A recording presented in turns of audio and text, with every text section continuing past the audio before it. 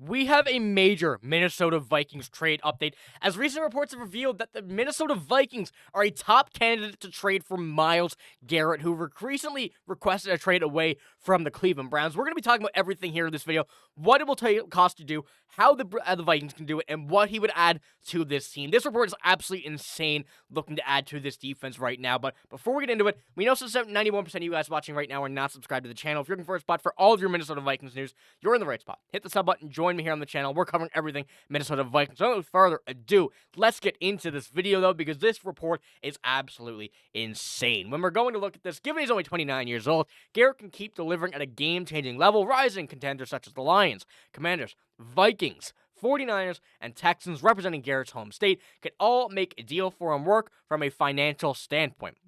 The Browns are sitting on the number 2 overall pick in the 2025 NFL Draft. They should be looking for another first-round pick in return for Garrett for starters, but it would be a tough-to-ask team to part way with more than one first-rounder. Cleveland can push to get some futures, also call for an additional second-rounder now. So looking at what we've seen right now, and at least from this trade is reporting, they want a first-round pick. We know the Vikings have one yet. We don't have very many picks, and the Vikings seem to like to, keep this pick this season from what we've been initially seeing, but I don't count anything out, especially with Kwesi, who loves to make some of these trades make this team better at any given opportunity. But the way that this trade looks to be, it could look that it could be a first, a second, maybe a starter, whatever the plan is for any of these teams, whatever the plan is for the Browns trying to get a trade for Myles Garrett, they seem to be looking stuff to add now but the future as well, which the Vikings do possess quite a bit of that. And here's we go, another one here. Iyer pointed out that a solid trade comparison for Garrett via ESPN's Adam Schefter. The Chicago Bears acquire Khalil Mack for a second-round pick, and a conditional fifth from the Raiders for 2 first-round picks, a third-rounder, a sixth-rounder in 2018. Even scaled-down version of that, the deal will be problematic. The Vikings team with just 4 projected selections in this year's 2025 NFL Draft, and while he served part of his time as a role of the rookie, it's hard to see Minnesota offering the 22-year-old Turner with future picks in a trade for a superstar like Myles Garrett. Now, when it does come down to this, when we're looking at the trade comparison here from the Bears to the Raiders, comparing them to what the Vikings would have to give up, I don't think there's any way that the Vikings give up Dallas Turner and a first-round pick for Myles Garrett. Yes, Myles Garrett's good. Yes, he's getting older, but we are kind of looking for right now, but also the future. Kind of the same road as the Browns, but much, much further along. And when we do look at what the Vikings would need, what the Browns would need, what kind of would have to go back from each side, if Dallas Turner were to be the one in this deal, which it does seem like he's one of the younger players on the Vikings, one of the best young defensive players on the Vikings, it does seem like he would be that option that they're looking for. Now, I don't like it. I don't like trading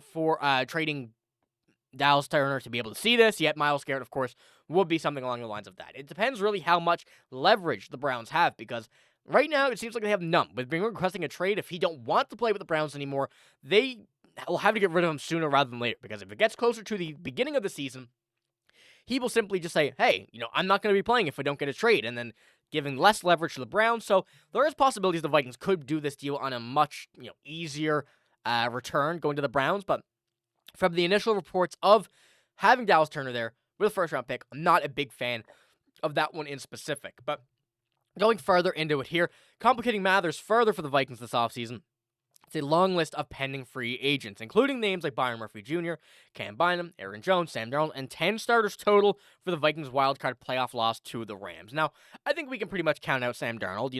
It sucks to say, but realistically, when we're looking at it, it does seem like the team is fully committed at this point to J.J. McCarthy. Aaron Jones, I think a lot of people want to return, including the Vikings, so we'll see how that works out. But when it heads out to Cam Bynum, Byron Murphy Jr., it seems like those are the 2 top defensive players to be re-signed, especially with the uncertainty of Harrison Smith going forward. But a lot of people are going to have to be re-signed by the Vikings. There's going to be a lot of contracts moving around, maybe a lot of restructuring and whatnot, but the Vikings will have the opportunity to still make a trade, as in, Myles Garrett, for example. Cooper Kupp is another one that wouldn't fit the Vikings scheme in specific, but teams will go out of their way to make a trade for him. And, of course, at this point in the season now, before the draft and a bit after the draft, is when we'll start seeing players really be like, hey, I don't want to play for this team anymore.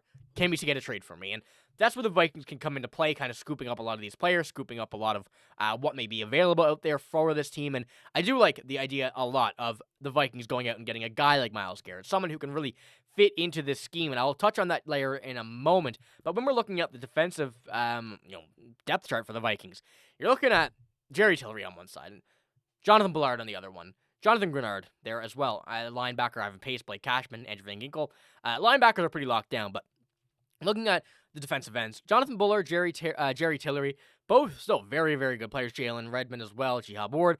I do like the idea of keeping these guys on the team, but there's no way that you could pass up a guy like Myles Garrett when available, if available, and whatnot, if everything works out, if the price is right, when you have Jerry Tillery and Jonathan Bullard. You would definitely, whether the Vikings would move one of those guys, whether they would move them elsewhere, whether they move them in a deal for Myles Garrett. I do think that there are many options the Vikings can kind of work with outside of Dallas Turner, because Dallas Turner is going to be the future of this team. Andrew Van Ginkel getting older, not the oldest yet, but still getting older, and sitting behind, or I should say, Dallas Turner sitting behind Andrew Van Ginkel, Blake Cashman, Jonathan Grenard. He will have a lot of mentorship there with those guys, and having Ivan Pace and Dallas Turner as the future linebackers of this team certainly is an exciting thing for Vikings fans and a good outcome and a good outlook of the future. But as we kind of look at the defense as well, we can really pick out quite a bit of the free agency players. And, Stephon Gilmore as well as one of them, Shaq Griffin. There's a lot of the secondary needs to be re-signed, going out and getting new ones. So there is going to have to be a lot of cap allocated in the right direction to make sure everything works here. But when it does come down to it, there is a hefty chunk of price for Myles Garrett. And as you see here, let's call it $20 million each season for the next 2 years, then going into a UFA. That's a big chunk of money for someone to be able to slot into a team that needs a very, very big overhaul in secondary. Now, I don't want to say overhaul in a bad term, but overhaul as in they need these players re-signed because the contracts are all expiring, or a few need to be re-signed. So I do think that Myles Garrett is 30 years old, going on 31, is going to be a good option for many other teams. I do believe the Vikings as well is a great team for him here in this case, but it will matter on how the Vikings do first with their secondary, and I think that even though Myles Garrett is a great option, should be kind of left as a secondary option for the Minnesota Vikings. But when you're looking at the Vikings cap as well this year, $61 million, a very good price, and you certainly have quite a bit of money to be able to spend. They're 7th in total cap space on the year, 38.3 in dead cap.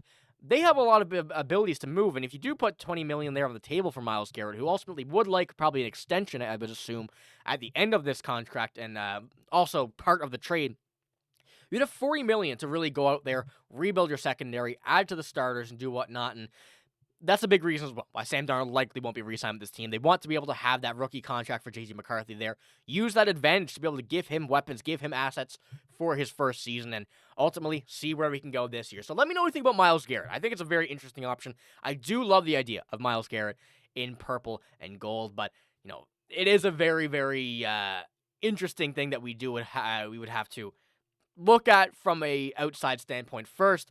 But I do want to see him on the Vikings. Let me know what you think. But that's all I got in this video. If you did enjoy, give it a like, a sub button as well. Remember, me and Griffin covering everything Vikings here this offseason. We have a lot to cover, and things are getting underway very, very quick. So you're not going to want to miss it. Hit the sub button. But that's all I got. Like I said, thank you for watching. Hope you have a great day. See you later.